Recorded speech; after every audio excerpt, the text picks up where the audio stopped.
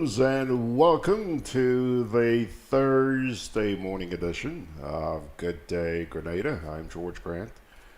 Thank you very much for joining us on this gorgeous morning here. As always, just stood on the balcony a couple of minutes ago and took a look outside. There's hardly a cloud in the sky this morning, just blazing sunshine. It's going to be a good day. Be thankful that you're actually living right here in Grenada.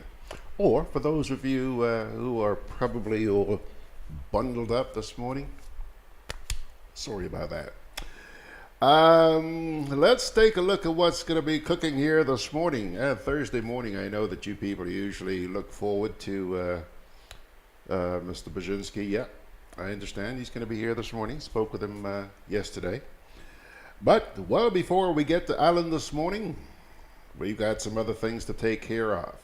For example, the High Court has given Flo the green light to go ahead and sue Mr. Gregory Bowen. That's the minister with responsibility for communications and works, and the NTRC.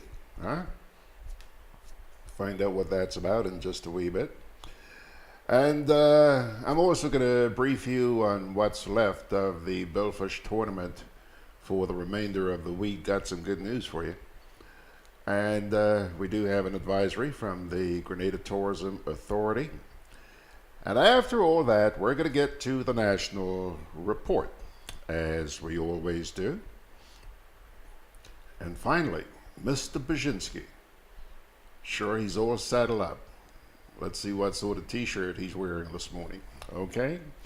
So there you have it, the rundown for today's edition of Good Day Grenada. Now, the green light to sue Bowen and the NTRC. British telecommunications provider Cable and Wireless recently announced that it had been granted leave to pursue a lawsuit against Grenada's telecommunications minister, Gregory Bowen, and the National Telecommunications Regulatory Commission, the NTRC, on the grounds of discrimination. In a statement, Cable and Wireless Grenada, which operates as Flow Grenada, said it had obtained leave from the High Court to sue Bowen and the NTRC over alleged improprieties in the issuance of spectrum licenses to telecommunications providers in Grenada.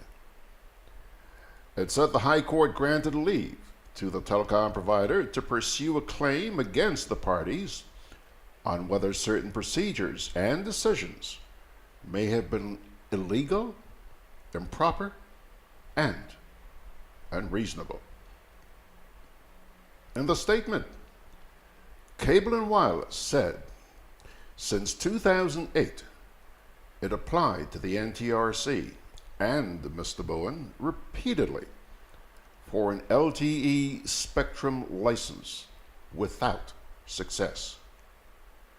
In December, Mr. Bowen told Parliament that Flo had threatened to take legal action, but claimed that the failure was due to the company not complying with the recommendation to have a discussion with another provider who is using the same spectrum that it is applying to provide the LTE service.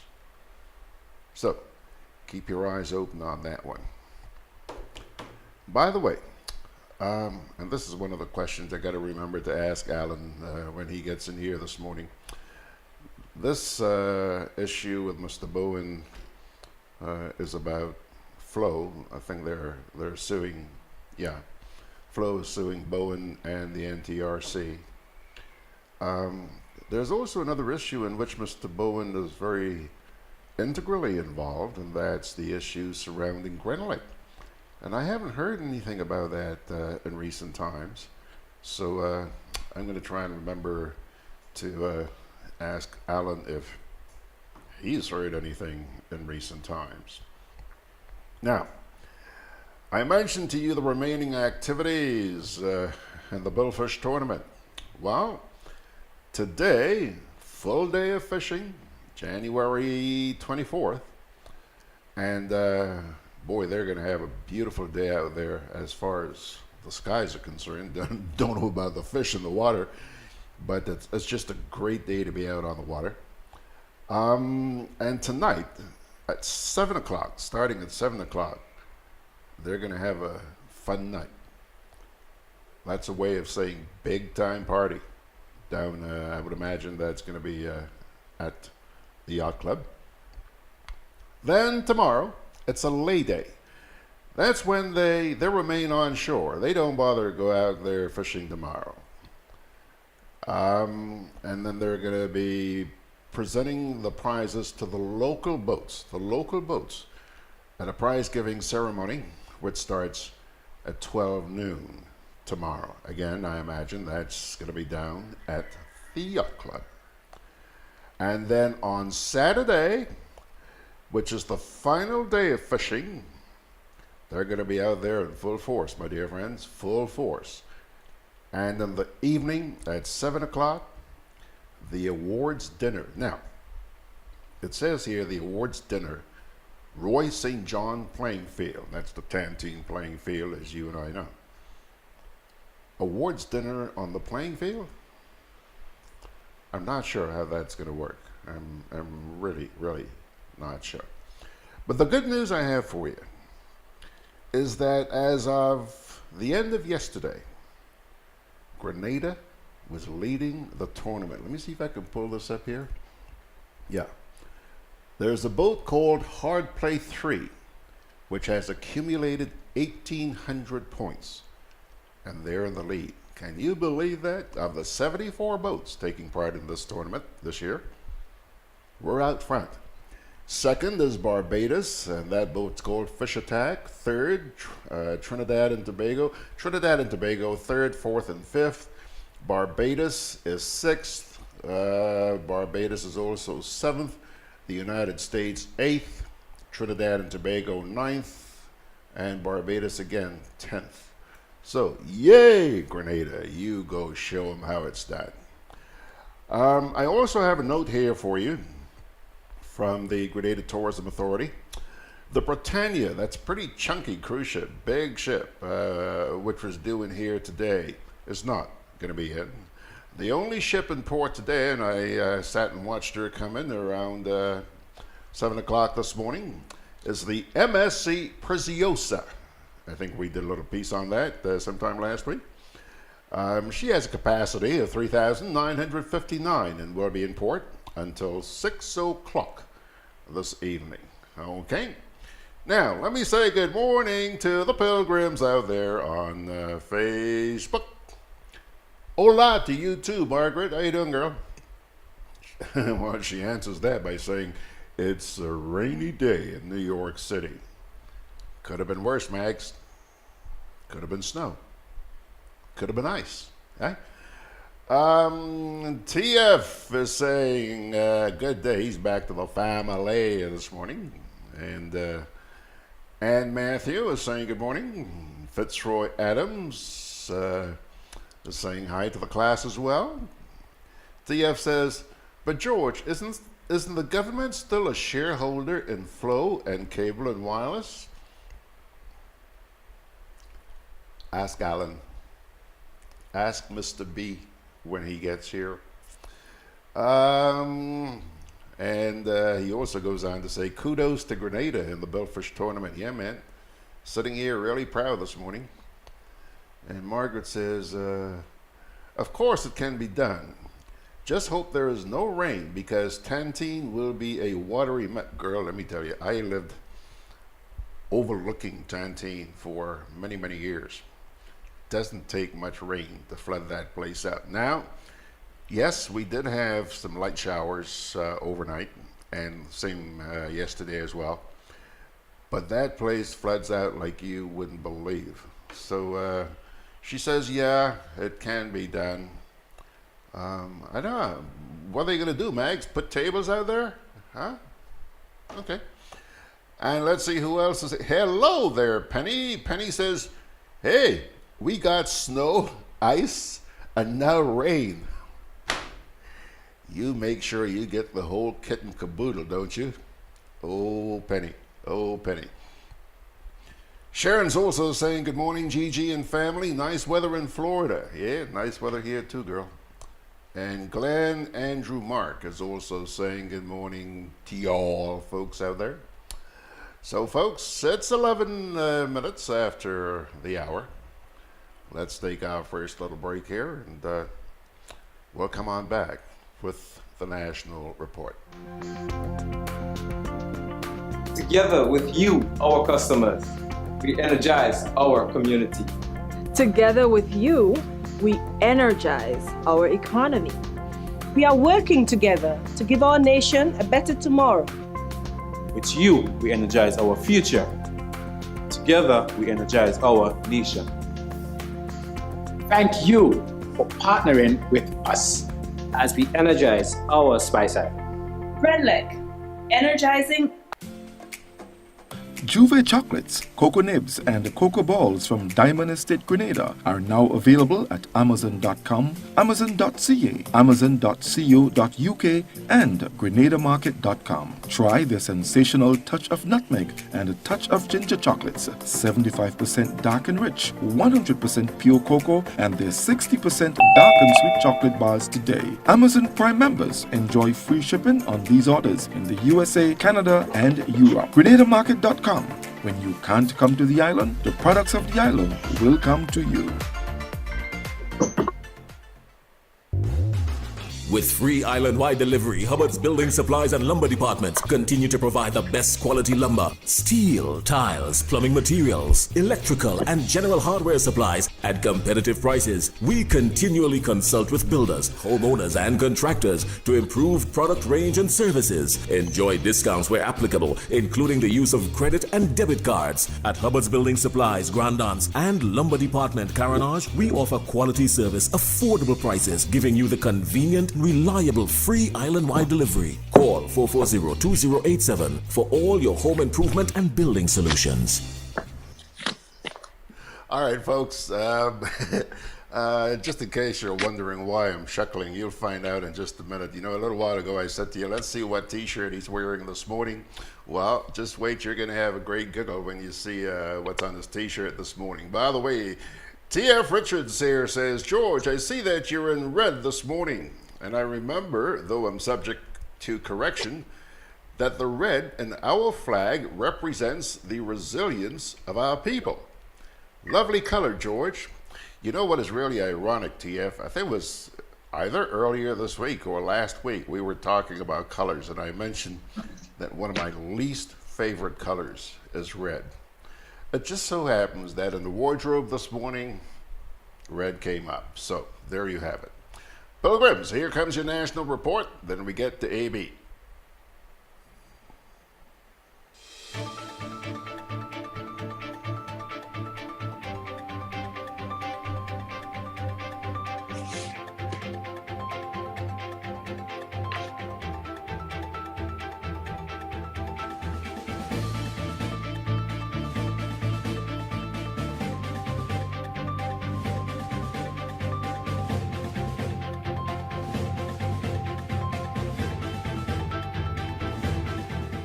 Special committees formed to address student development. Details to this story and more in the National Report.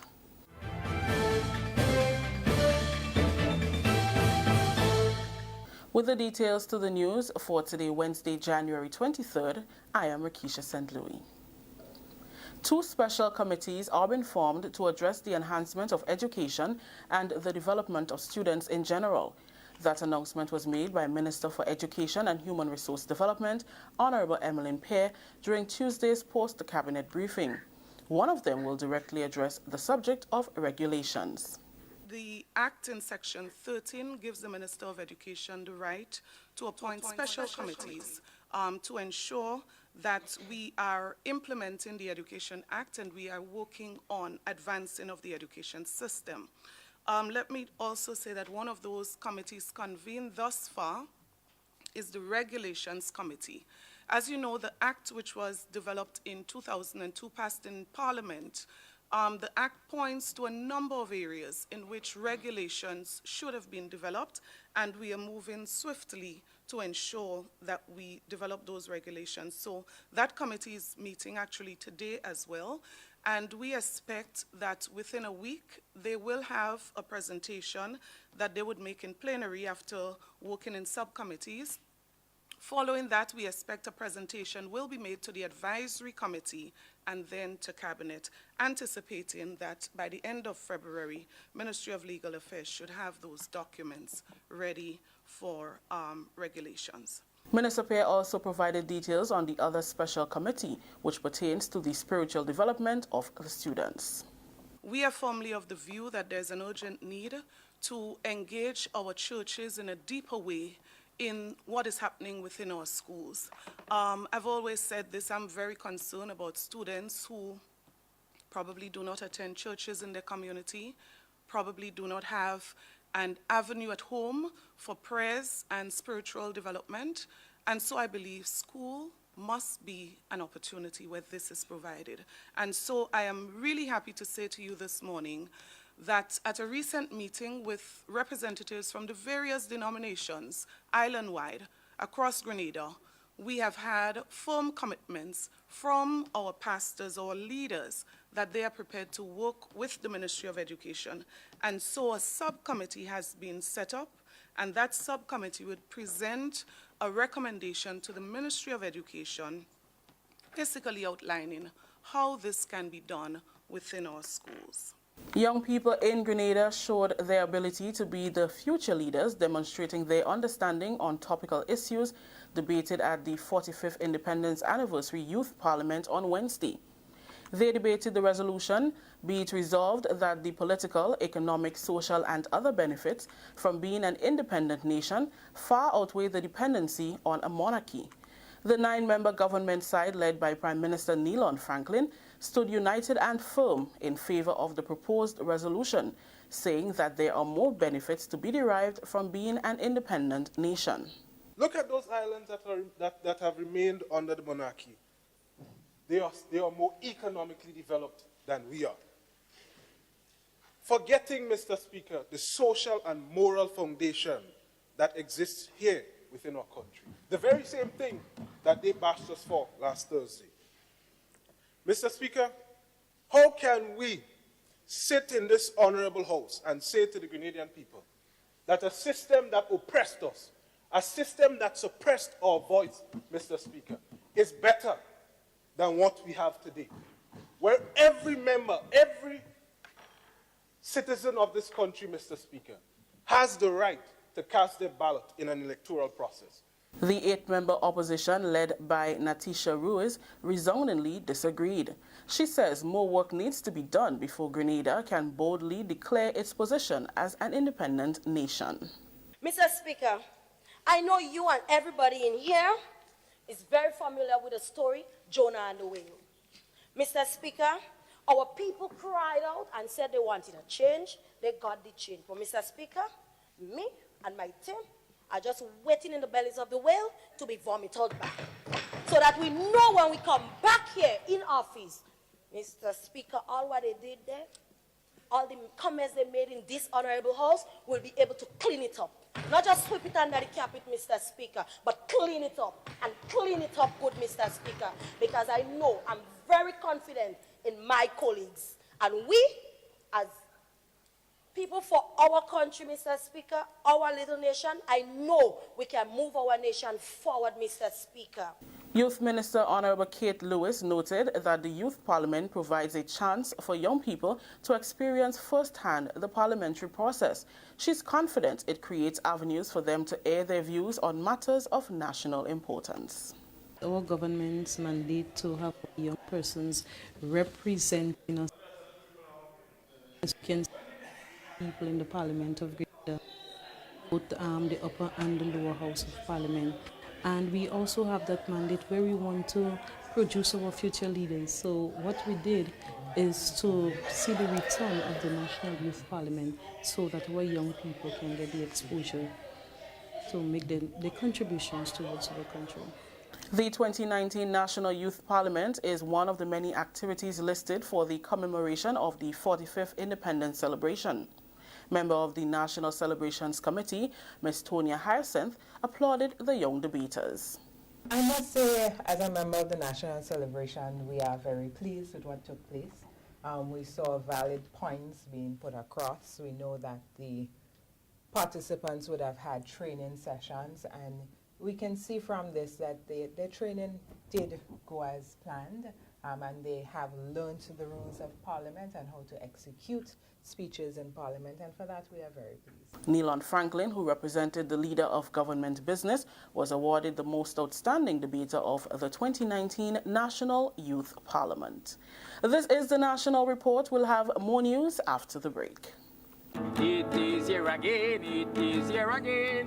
The Made in Grenada Expo is here again. And I just hope the whole of Grenada ready, because I sung in a clarion call. The Made in Grenada Expo is here again. The Made in Grenada Expo is on February 7th, and the public is encouraged to come out and give full support and buy out all local products on show. Products manufactured right here in Grenada, 100% Grenadian, and it's happening right here at the National Stadium. Are taking in the Independence Parade and the Made in Grenada Expo one time. I am so excited. That's why I'm making a fireside. I bring my tent, my blanket, and all kind of thing, and I'm camping right here until everything done on February 7th. The Made in Grenada Expo is here again. Welcome back. Education Minister Honorable Emmeline Pay has given government's assurance that it will work with the principals and teachers, the Athletics Association, Olympic Committee, Ministry of Sports, and all those interested in the development of the nation's children to ensure the successful hosting of the March 2019 Secondary School Games. Government's decision to host the Games is in response to the cancellation of the Intercol Games by the Grenada Association of Principals of Secondary Schools. The Education Minister is confident that government has the means and structure to make the March Games a reality. These games would take what I would say 2 layers of activities at the zonal level. So you will have the zonal games and you will have the national games. So the secondary school students will have the opportunity to compete at the local level, meaning within the zone at the parish level, and then at the national level. We also would have identified a shortcoming over the years, which is an opportunity to the students who performed extremely well, probably never got the chance to move on, and then moved on to TAMCC, the Darren Modo and many others, who we shouted for in Intercall only about a year ago, and we never heard of them significantly thereafter. So we have to ensure that we continue to provide opportunities through the school sports. TAMCC is an institution under the Ministry of Education. So those opportunities must be provided. A press conference will soon be held to officially launch the Grenada Secondary School Games. And finally, contractors were engaged in a seminar on Wednesday organized by the Basic Needs Trust Fund, the BNTF, to impart more knowledge on infrastructure, climate change, and gender equality. BNTF, now into its 9th cycle, is a poverty reduction project sponsored by the Government of Grenada and the Caribbean Development Bank. The importance of respecting gender capabilities in various skills was one highlight of the seminar. Mrs. Elaine Henry McQueen is the Senior Program Officer in the Gender and Family Affairs Division in the Ministry of Social Development. She says the ministry is committed to bridging the gap of gender inequality, especially within professions that are perceived to be male-oriented. There is gender inequality in Grenada, and one of the challenges is that there aren't enough women participating as employees in the construction industry. And one way to break that gap, bridge that gap, break down that barrier, is to work with the contractors themselves to hopefully get to that point where more women and young women will be encouraged to seek employment. And how can those contractors work with a new workforce where men and women will be working together on construction sites? Climate change and its effect on infrastructure was also highlighted at the forum. Head of the Environment Division in the Ministry of Climate Resilience, Aria St. Louis, stressed the need for more consideration to be given to building sustainably. We certainly know that with support from physical planning, there are certain areas that are already known to be flood prone. What we needed and what we discussed today were the kind of measures that we would need to put in place in terms of infrastructure, as well as the kind of measures that builders and contractors need to think about in terms of energy efficiency. A few of the participants expressed satisfaction in the seminar. I would really appreciate if there'd be a follow-up workshop explaining the principles required for execution of said contract so that we could even be further enlightened and be able to offer a better service. That's really good information for me to take in, especially in the context whereby I help design homes and houses and projects and stuff for the wider community here in Grenada. And the information that is being fed to us now would better assist me in helping to guide the clients and what have you and stuff in how to develop and how to design with all the changes that are actually taking place and that's coming. So I think the information that was disseminated here is very, very pertinent to this industry and needed for us at this point in time. I'm better equipped with the overall objectives and the prerequisites needed in order to ascertain bids from BNTF, and not only to bid, but to successfully procure those projects. So I found it very beneficial. That story just brought the curtains down on the national report for today, Wednesday, January 23rd, 2019. Let's recap the top story. Special committees formed to address student development. On behalf of all those who made this newscast possible, I am Rikisha St. Louis saying thank you for joining us. Until next time.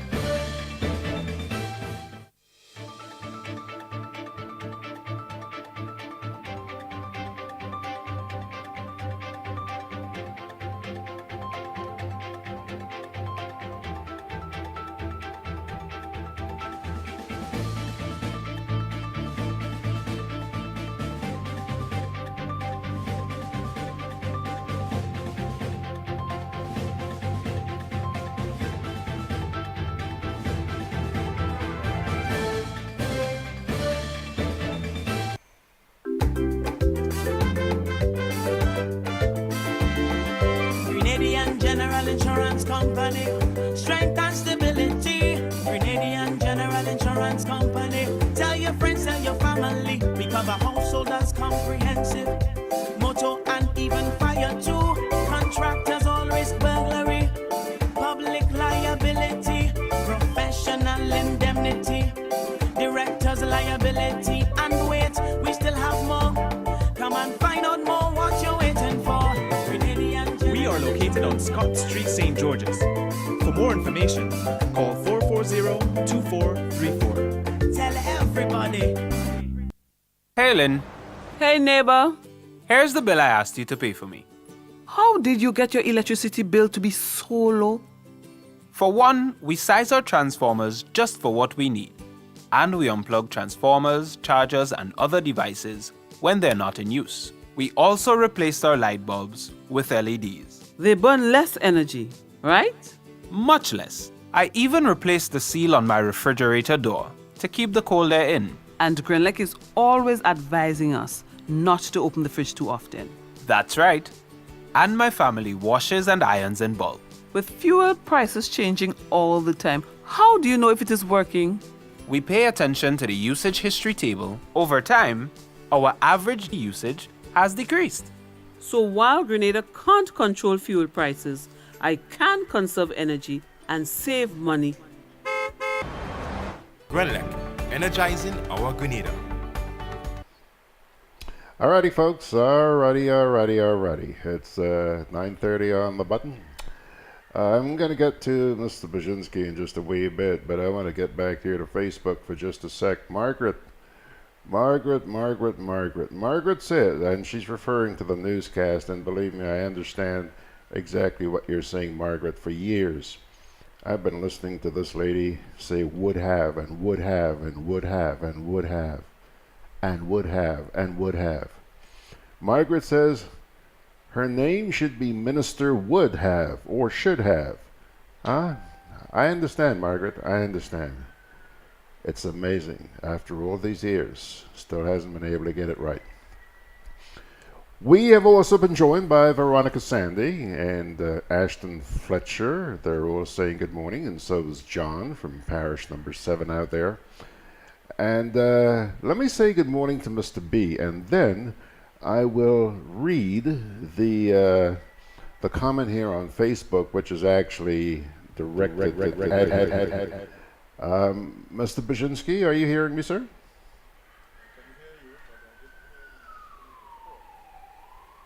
Mr. B? Hello? I can hear you clearly. Okay, great. Now, but I did not hear the national report. You did not hear the national report? No, but I'm not sure I missed anything. Okay, Mr. B. There was something in there about the lawsuit. Well, I read something on the program this morning about the lawsuit which Flo is filing against Mr. Bowen and also the NTRC. Are you aware of that, sir? I think it's against ECTEL and the NTRC, which are the regulatory authorities. I think the minister is also involved. What I heard is that because NTRC reports to the minister that he has been joined as well. Yes. But I believe that the lawsuit, and the minister spoke about this a couple of weeks ago, indicating that Flo was alleging discrimination.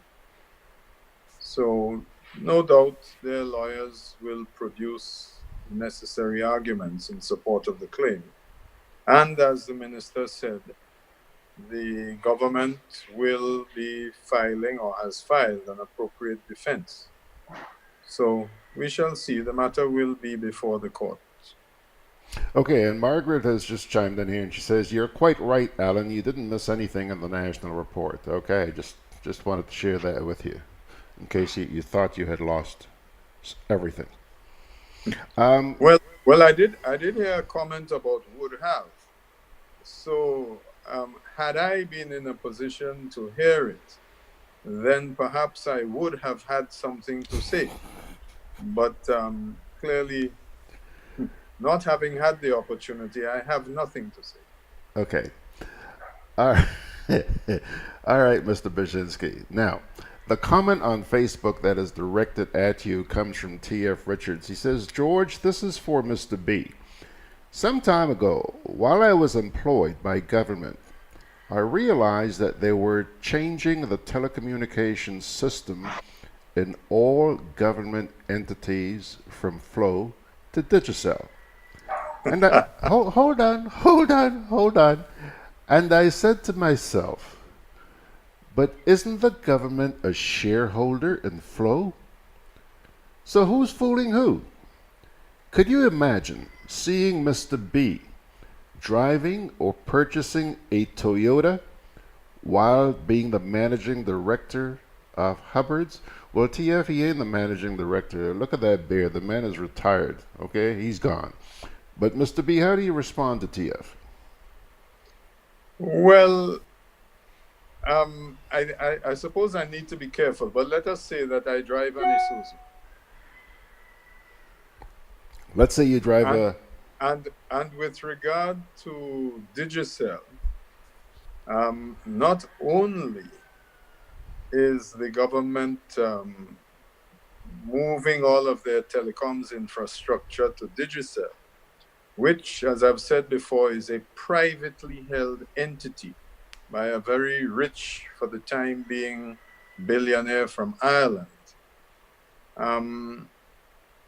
We have heard reports that in order to effect the infrastructural changes that Guatemalans are now working in Grenada to implement this Digicel program. Again, one might consider this to be a slap in the face of Grenadian engineers and technicians. So we shall see. It is true, though, that the government is a shareholder. I must be careful. You never know what is true these days. But I can recall that at one time, government had shares in Cable and Wireless, and the dividends paid by Cable and Wireless, instead of being deposited in the consolidated fund, were held back to settle a debt due to Cable and Wireless by a family-owned company or a call center of some sort up at Seymour in St. Andrews. I said Seymour because it is still spelled Simon on the map. Seymour is the name of the race course, not the area. But nevertheless, we were told more than once that the indebtedness of that private company to Cable and Wireless would be settled by the owners or proprietors of that company. However, the main individuals involved seem to have adopted an extremely low profile, and I don't know whether or not any of them still reside in Molyneux and surrounding environs. All right, I see. TF, I certainly I'm being very careful. I noticed. I was going to mention that. TF, I noticed that Mr. B has been very cautious in his words this morning, and that's understandable. By the way, Mr. B, before we let you loose this morning, when you get off the air here, I would like you to say thank you so much to your wife for sneaking up behind you while you were doing your little dissertation there and promoting Deloitte. I noticed she's wearing a Deloitte t-shirt. So tell her the bill will be in the mail. By the way, folks, take a look at his t-shirt this morning. What does it say? Great minds drink alike, Trinidad and Tobago. You know, Alan, I've known you for quite a long time now, and I've always commented on your collection of t-shirts, and it dawned on me this morning when I saw this one. If you ever decided to auction off your t-shirts, you would make a small fortune which would be capable of buying me an automobile. Why don't you think about it? No, you cannot auction off intellectual property that belongs to other people, not even in Grenada. Oh my gosh. Broke my heart. All right, sir. Take it away. Well, I thought we would talk about the shutdown because, you know, we can't be left behind. So this shutdown is dragging on. Yesterday, we had the spectacle of the Minister of Wood Have, accompanied by the new Attorney General, trying to explain why the shutdown won't be a real shutdown, because government will be hosting, sponsoring some athletic meeting. I was impressed that reference was made to the fact that the Intercol meet, as we know it, that is sponsored by a major financial institution, is subject to agreement between the Principals Association and that financial institution. So it would be interesting to see how government proposes to proceed. Because all that came out of the meeting yesterday, on the one hand, I am told that the Attorney General, who I am well advised is a lawyer, explained to the principals that the law should be left to him and his department, while the minister explained that she was fairly confident that there would be enough volunteers within the ranks of sports officers and physical education teachers to ensure that the athletics meeting would be successful. Now, I am not certain as to whether or not the ranks of these volunteers and teachers will be swollen by drawing on support from the 15 members of parliament, because on a previous occasion we were advised that if it became necessary, learning centers would be set up around the country, and not only would members of parliament be prepared to teach students, but we had a list of the subject areas that they would be teaching. But I do not recall physical education being involved. So we have perhaps a deficiency here. And I would expect that well-meaning volunteers, I mean, I can see Vida Bruno coming forward, Charlie George, people like that who have a lot to offer. And I can see them organizing these games because they will be volunteering since they are not employed by government. And I think that given the importance that the government has placed on athletics over the years, that we ought to see the necessary resources being mobilized in a great hurry. And we should see something happening. I mean, I can see volunteers coming out. I mean, there are a lot of environmental wardens with not too much to do. I can see them running lines, and they've got some very nice reflective jackets now that they go out in. So I'm sure it will come off very well. So I don't know why you are smiling. You have had it on good assurance from the Minister of Would Have that this business is going ahead. All that we need to do is to accept yet again that if government says it is so or it will be so, then in fact it will be so. I didn't hear the date announced though, which is interesting. Because with all of this cricket taking place all over the place, and you know, cricket is really the major priority in our country. Not that all that many people play cricket or that all that many people follow cricket, but the important people who make decisions believe in cricket.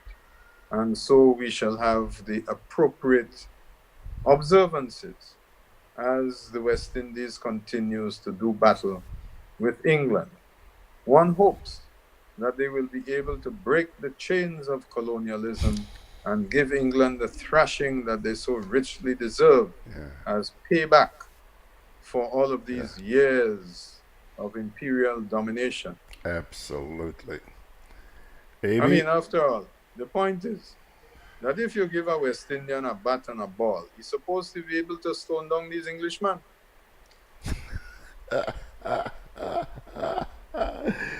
AB, John Kennison in Carriacou says, AB, 15 conscripted volunteers. That's in response to your comment. Well, conscripted would suggest that they're not being paid. But I believe that at least 12 of them are in receipt of ministerial salaries. And so there are 3 of them who perhaps might be willing to consider that since they're no longer being fed, they might want to bite the hand that previously fed them. Yes. And they might consider approaching Her Excellency the Governor General and inviting her to carry out her constitutional duties with regard to the appointment of a leader of the opposition. There are three of them. I'm sure she could find one out of the three who would be prepared to accept a salary. John says, Apparently, there's at least one of them, however, who has other lucrative employment and probably wouldn't need the money. John says, steady on, AB. Steady on. Steady on. Okay, now that you've taken care of John, I want you to take care of TF. TF says, environmental wardens. Those are the words of Shakespeare. WTF? Now, his name is TF Richards, and he says, oh, I see. Well, yeah, well, that's why I said W in front, because I didn't realize that. Stop. Apparently, now you have realized. I'm slow. WTF. Okay. Wow. And by the way, you have somebody by the name of Dennis Clark in Stitches here. He can't find the words to type on Facebook, so he's putting all these emoticons up. Emojis, please. Emojis. Excuse me. Hey, Georgie, you're kind of slow this morning. Mr. B, let me ask you, by the way, are you finished with the games, the secondary school game? Are you going to be participating? Are you going to be helping, maybe at the finish line or as a starter with a pistol if anybody chooses to put a pistol in your hands? Are you going to be involved? Let me remind you of the invitational games when a hands-off approach was taken when inquiries were made about funding. And it was stated clearly that we can't interfere because this is a private company. I remember that. And I've already heard the reference to a private company being made. And I certainly would not involve myself in any instances where a private company might have cause to file a lawsuit against government for interfering in something that, as far as they might be concerned, belongs to them. So I will stay far away from this. You're familiar with the old saying about eggs in a rockstone dance? Yes. Yeah. Or cockroaches in front of fowls? Yes. Yeah, well, along those lines, you can continue.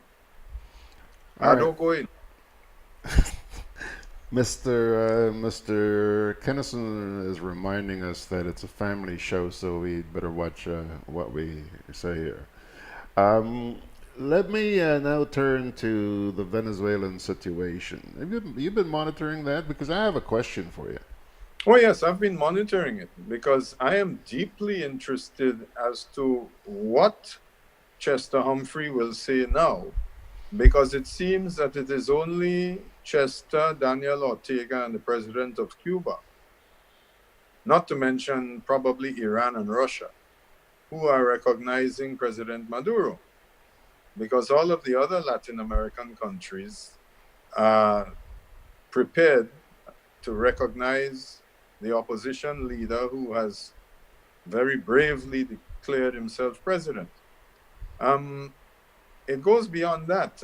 I spoke about this before, that I don't know who Chester was representing at Maduro's installation, except that he was identified in the Spanish press, in the Venezuelan press, as being president of the Senate of Grenada. Now, did he have official reason to be there? I do not know. Was he deputizing for the Foreign Affairs Minister? I don't know. It has been suggested that he cannot deputize for the Foreign Affairs Minister because in the order of precedence, he is higher than the Minister of Foreign Affairs. What we do know is that at CARICOM level, when CARICOM, I believe, voted not to recognize the results of the election or the legitimacy of this president in Venezuela, that Grenada did not vote. I don't know why.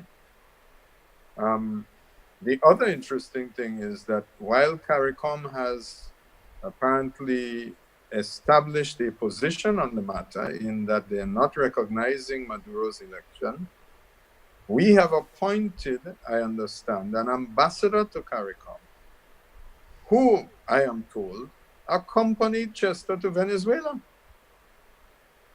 presumably in a private capacity. Maybe he was a bodyguard. I doubt that. Mr. B, listen, I am not the most politically astute commentator, but I am, hence the reason I'm a little bit baffled, and I'm hoping that you could provide an answer to this. We heard last night that the opposition leader has now been sworn in as the president of Venezuela. Well, I don't know that he could have been sworn in. I understand he declared himself to be president. Okay. Given that impartial international observers have concluded that the election was fraudulent and that millions of Venezuelans have left the country voting with their feet because of the unbelievable mismanagement and corruption of the Maduro regime, which is propped up only by the army. Okay, but Maduro is still the president, isn't he? So how could... Well, he was sworn in the presence of Chester Humphrey and the presidents of Nicaragua and Cuba. So there are some people who will recognize that, but they are in a minority. I'm no less confused because this thing just baffled me last night when I saw this, that this man was declaring himself to be the president when you already have somebody sitting in the office who is not recognized by the international community or apparently by the majority of Venezuelans, millions of whom have created a refugee crisis among neighboring countries. I see that 25%. Trinidad and Tobago. Pardon me? Including Trinidad and Tobago, where there are allegedly some 40,000 Venezuelans who have fled. I see that 25% of the population has left the country. 25%. You're talking a big chunk of people. Millions. Veronica Sandy says, Dennis Clark says Mexico also recognized Maduro. Veronica Sandy says Mr. Trump wants him out as president of Venezuela. Margaret says that's correct. The opposition leader declared himself president. Yeah, he did. And that's the part that baffles me, Mags. Dennis Clark says Grenada took Senator Garraway's approach on the casino gambling bill. I'm not sure. Do you understand why that comes in here? Casino gambling, sorry? Dennis Clark is saying Grenada took Senator Garraway's approach on the casino gambling bill. I'm not sure the relevance. Yes, he went to the toilet when the vote was called, so that he wasn't recorded as voting in favor. However, we do have casino gambling run by the National Lotteries Authority. They have a 2-story building in Grenville, and there's one down by Wall Street.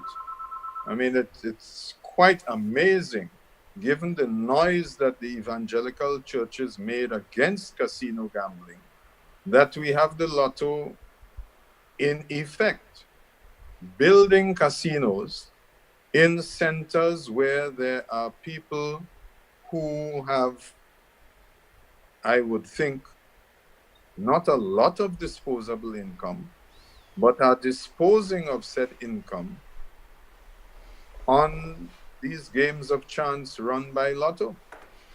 Interestingly enough, as I found out before I retired, if a commercial entity holds a raffle, they need to get a license from the gaming authority. But Lotto, apparently has a monopoly on this, and they will continue to separate the gullible from their money for as long as this situation continues. Now you notice that the Ministry of Health or Education, whichever it is, they have declared war on the problem of childhood obesity. I would like somebody to declare war on the National Lotteries Authority. Don't hold your breath, babes. Don't hold your breath.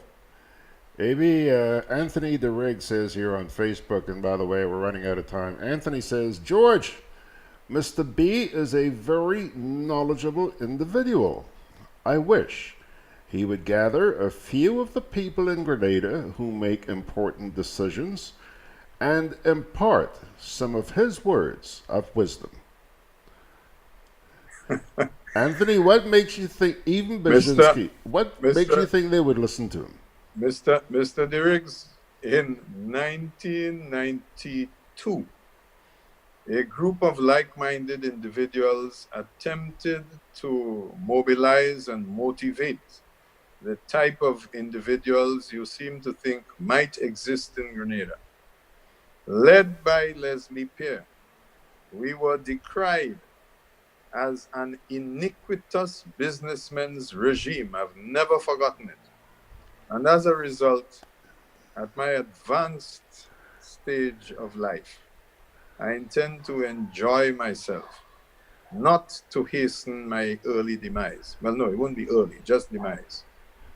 But the reality is that it is young people who have to take up the mantle.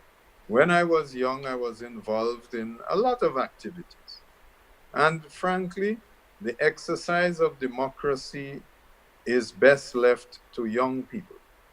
With regard to my friend Dennis Clark, who mentioned that Mexico has recognized the Venezuelan regime, I can only say that, what's his name? El Chapo, whatever Guzman, I forget his name, he claims to have paid millions of dollars to Mexican politicians of different parties and to presidents past. I don't know about current. I can't do that. I don't want to get passed out. But money talks. And when you hear Mexico, you think money. And to one of your Facebook contributors who mentioned about Donald Trump, the man is a buffoon. I have said so before he became elected. He continues to be a buffoon. And the fact that Donald Trump does not recognize Maduro is of no consequence to me. I am more concerned with the fact that Chester Humphrey recognizes Maduro. Donald Trump can take his orange behind and continue with his shutdown. All right, Mr. Bierzynski. All right. Methinks we are out of time, sir, and I thank you very much. I wish you a very pleasant remainder of the week, and we shall see you. And enjoy the shutdown. I'm going to enjoy the shutdown. Yeah. Who knows? I may be recruited to help with the sports, the secondary school sports. Of course, I'm not holding my breath on that one. Thanks a lot, Amy. Okay, bye now. Okay. So there he goes. AB is gone, folks, and I'm just about gone too, but not before I leave you with a parting word here from the Holy Scriptures, inspirational as always. Psalm 136, verses 1 and 2. Give thanks to the Lord, for he is good. His love endures forever. Give thanks to the God of gods.